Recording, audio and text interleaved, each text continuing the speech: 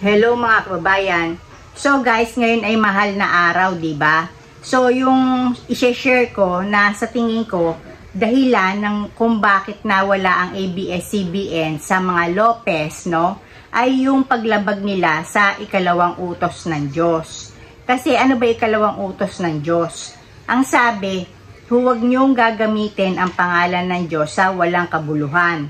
So, ire-remind ko lang sa inyo guys na nung dati, nung kasikatan pa ng ABS-CBN, meron silang siguro parang teleserye na sumikat, pero ang tawag na lang nila kay Jesus ay bro.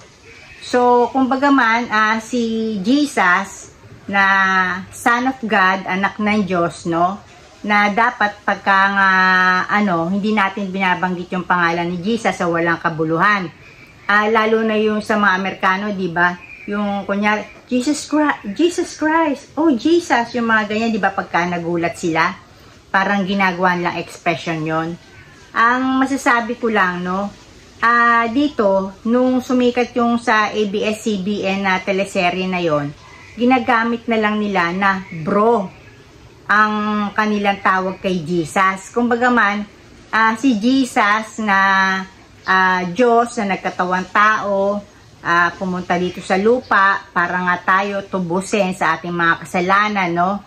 Kasi nga, sa tingin ko, ang heaven, no, kung saan sinabi ni God, no, na mapupunta yung mga karapat-dapat, no, yung naging matino, mabuti sa kapwa, at higit sa lahat, yung naniniwala kay Jesus Christ, no, at gumagawa ng kanyang kautusan, ang mapunta sa heaven.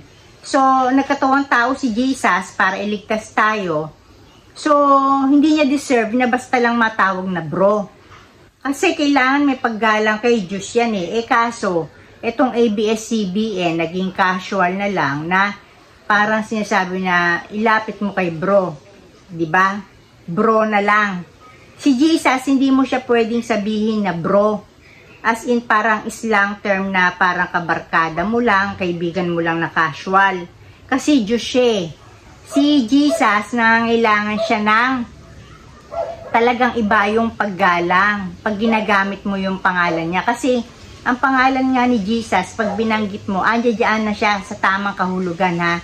Yung ibig sabihin ko, sa tamang paggamit mo siya ginamit, na may pagpapakumbaba, nanghihingi ng tulong, nanghihingi ng pagpapala, andyan na siya talaga, present na siya sa tabi mo, lalo na nga kung ikaw ay nanganganib, no? Nakakaramdam ka ng panganib sa mga masamang tao, masamang pangyayari, sa masamang espiritu. Ang pangalan ni Jesus, malakas na pananggal lang yan sa masasama. Para tawagin mo na bro, no? Tapos ikaw pa ay isang media na ang lawak ng coverage mo. Maraming nanonood sa'yo, di ba? So, para tawagin mo at manatili sa mga nanonood na lang, lalo na sa mga kabataan, na bro na lang, maging casual na lang, ilapit mo kay bro, no?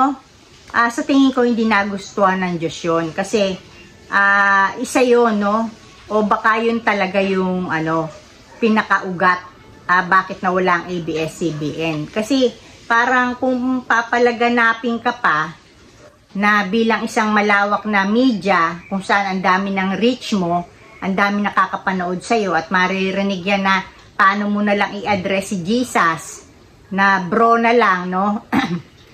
Bad example yun.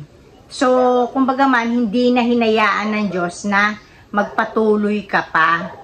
Sa tingin ko, yung iba magdi-disagree, pero sa tingin ko, ayun ang isa sa pinakamalaking kasalanan ng ABS-CBN. Naging casual na lang sila. Dapat, media ka, lalo na nga pagka Holy Week, no? Shout out sa GMA7, no? Na siya na lang, at saka yung TV5, na siya na lang na nanandyan ngayon, no? Alam naman natin na yung iba pa ay hindi naman ganong napapanood, no? Dapat pagka Holy Week, talagang gawin nyo na magsakripisyo kayo. Huwag na kayong kumita sa 2 araw na yan, no? Sa Maundy Thursday at saka sa Good Friday, huwag na kayong kumita dyan.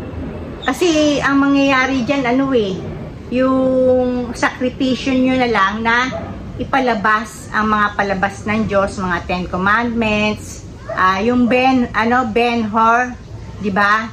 Ang ganda nun, istorya na yon na may kinalaman sa forgiveness.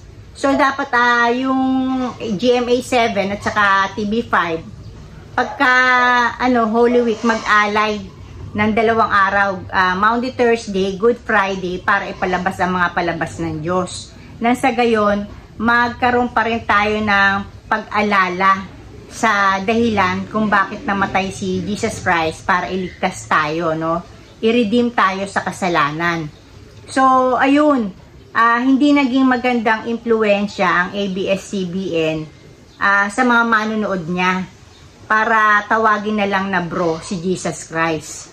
So, ayun ang talagang naging downfall. Hindi na siya hinayaan kasi parang kung ano na lang magustuhan nila na sabihin, wala siguro sa kanila na spiritual na nag-guide. Na halimbawa, bago i-air yung bro na yon, no? Ilapit mo kay bro. Na sana man lang may nagsabi, huwag niyong gamitin ang bro. Kasi si Jesus, Diyos yan anak ng Diyos yan Dapat may paggalang. Kung hindi siguro na i-air, yung pagsasabi lang ng bro patungkol kay Jesus Christ, nandiyan pa ang ABS-CBN. So, ngayon, yung mga nandito pa, GMA 7 at saka TV5, no, nakita na natin na wala talagang magsasabi na hindi maaaring maganap yan. Mastisan nyo, no?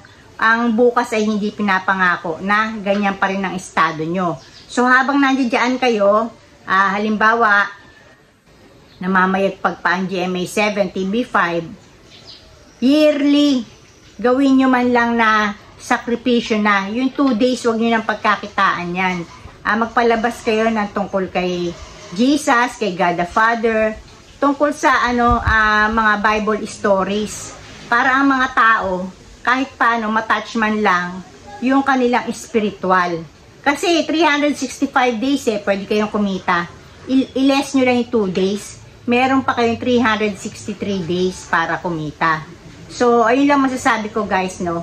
Yung paggamit ng bro ng ABS-CBN, kung paano nila dati in-address ang si Jesus Christ, no? Hindi nagustuhan ng Diyos yun. So, hindi siya mabuting halimbawa sa tao para lumaganap pa yon. Baka hindi lang maging bro Kasi bro, napaka-casual, no? Parang kaibigan mo lang na ganyan. Hindi ganun. Dapat may reverence, may paggalang. Yung kumbaga man, mataas na paggalang. Pagka tinutukoy natin si God the Father, God the Son, Jesus Christ, and God the Holy Spirit. Tignan nyo guys, pagka sa mga pronouns, di ba?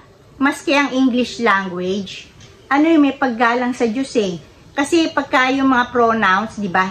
He, capital Kinakapital nila yung H. He, him, he, him, di ba? Ibig sabihin, hindi siya ordinaryo na tao. So, yung pagkakapital nila ng he at saka him, ibig sabihin, paggalang na kinikilala na ang tinutukoy ay Diyos. Hindi siya pangkaraniwan, siya ay kakaiba. Kaya nga ang Diyos lang ang ginamitan ng capital letter ng pronoun sa English language. He, him, his. Diba? So, ayun lang guys, no, sinabi ko lang yung aking observation. At saka, yun nga, mag-observe tayo ngayong Holy Week para sa ating kaluluwa, no, at yung ating relasyon sa Diyos. Yun lang guys, dito na ako and blessings, blessings everyone. Bye!